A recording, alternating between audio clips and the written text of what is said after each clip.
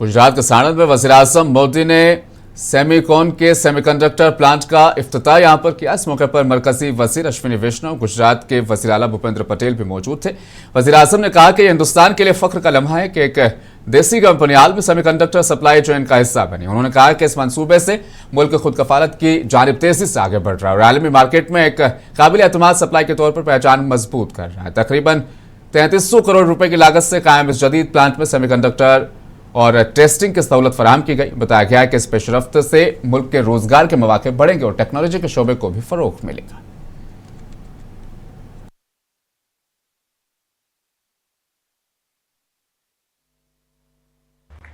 साथियों, मुझे इस बात की भी बेहद खुशी है कि भारत की कंपनी ने सेमीकंडक्टर चिप बनाने में रुचि दिखाई और नतीजा हम सबके सामने है। हमारे भारत की अपनी कंपनी केन्स अब ग्लोबल सेमीकंडक्टर सप्लाई चेन का एक मजबूत हिस्सा बन गई है। ये एक बहुत शानदार शुरुआत है, एक गर्व का पल है, हर भारतवासी के लिए गर्व का पल है। आने वाले दिनों में भारत की बहुत सारी कंपनियां ग्लोबल कोलैबोरेशन के माध्यम से दुनिया को एक रेजिलिएंट सेमीकंडक्टर सप्लाई चेन देने जा रही है। साथियों, आज का ये दिन make in India, make for the world इस मंत्र को सही मायने में चरितार्थ करता है। इस प्रोजेक्ट में प्रोडक्शन शुरू होने से भारत ग्लोबल मार्केट में एक भरोसेमंद सेमीकंडक्टर सप्लाई के रूप में अपना रोल और सशक्त कर रहा है। मगरबी बंगाल से खबर है, वज़ीर आला ममता बनर्जी ने इलेक्शन कमीशन को फिर एक खत लिखा है। ममता बनर्जी ने इंतखाबी फैसलों में धांधली का बीजेपी पर इल्जाम आयद किया। उन्होंने दावा किया कि एसआईआर मश्क के दौरान बड़ी तादाद में ऐसे अफराद के नाम शामिल किए जा रहे हैं जो रियासत के रिहायशी नहीं है। ममता बनर्जी के मुताबिक एक ही दिन में तकरीबन 30,000 दरख्वास्तें फॉर्म 6 के जरिए से जमा कराई गई, जिनमें बैरूनी रियासतों के लोगों को वोटर लिस्ट में शामिल करने की कोशिश की गई है।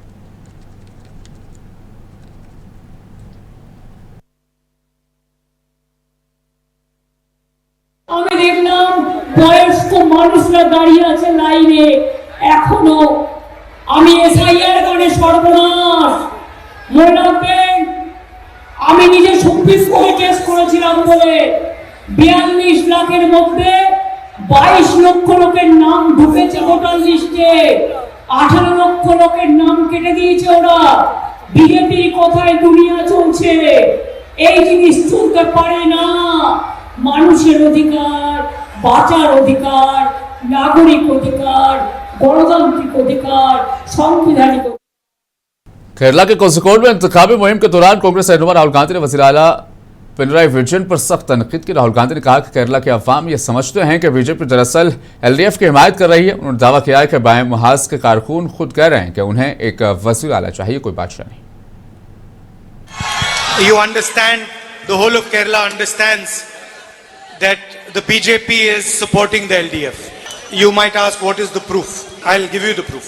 In every speech, Narendra Modi talks about God, talks about religion, talks about temples. He's built his whole career on talking about temples. Every speech he has something to say about some temple. Sabrimala is the most famous temple in Kerala. And from the most famous temple in Kerala, the left front leadership has stolen gold. Imagine they've taken the gold and replaced it with brass. Nothing happened to the leaders who did this. They got a clean chit from the state government, protection from the state government. And Narendra Modi has come to Kerala and he has not mentioned Sabrimala though. He's not mentioned the word Sabrimala. It's not, the word has not even come out of his mouth because he wants to support your chief minister. He would be talking about God, temples, religion.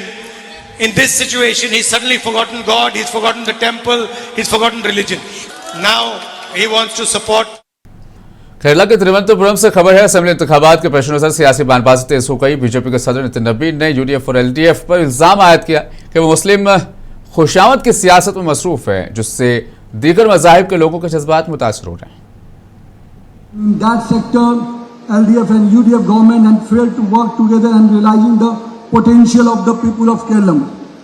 Furthermore, it had helped the UDF and LDF to continue their politics of Muslim appeasement at the cost of hurting the sentiment of the people from other faith and the beliefs. My dear friend, it is no secret that whether it is the neighboring state of Tamil Nadu and other states, the Communists and the Congress have been in the same team. Even they have ruled in the UPA government, they are in the same alliance partner. But at that time also, they never think for the Kerala. We have seen, we have a good, our Honorable President, Mr. Rajiv Chandrasekhar will definitely give you the clear data. Tamil Nadu के नायब वज़ीर-ए-आला उदयनिधि स्टालिन ने AIADMK के leader के पलानीस्वामी पर जमकर तनकीद की। उन्होंने अपील की है कि वो आइंदा असेंबली इंतखाबात में पलानीस्वामी को सबक सिखाएंगे। बताते चले, इंतखाबी मुहिम के दौरान खिताब करते हुए उन्होंने इल्जाम लगाया कि पलानीस्वामी बीजेपी को रियासत में लाने की कोशिश कर रहे हैं, जबकि डीएमके इत्तेहादात के तरक्की और फलाही स्कीमों को आगे बढ़ाने के लिए कोशा है।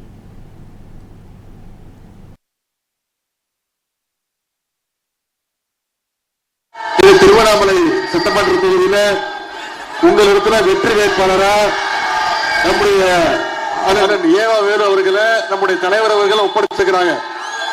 வர்ற சட்டமன்ற தேர்தலில் மிகப்பெரிய வாக்கு வித்தியாசத்தில் ஜெயிக்க வச்சு அவர் நிச்சயம் சட்டமன்றத்திற்கு நீங்க அனுப்ப போறீங்கிறது தெளிவா தெரியுது. உங்களுடைய எழுச்சியை பார்க்கும் போது நிச்சயமா தெரியுது.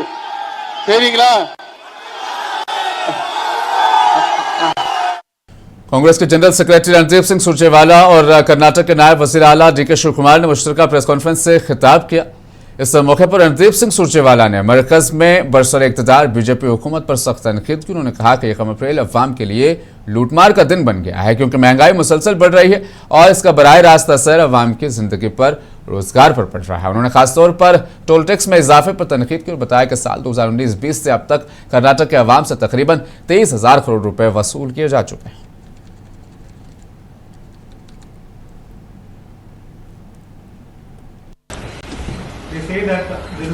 This is called, my friend, this is called double whammy. They will not reduce the loot of 43 lakh crore that they have done in last 11 years. They will not share with people. May I ask Civil Aviation Minister and the Prime Minister, they have collected from excise duty on petrol, diesel, aviation fuel 43 lakh crore in 11 years. Their balance sheets are showing. I gave you the documents from Petroleum Analysis Cell so that they are authenticated. Where has that money gone? So they will not give GST share to Karnataka. They will loot Karnataka by taking 23,000 crore only in toll taxes. They will loot every individual of Karnataka by imposing taxes on all essential goods and hiking their prices.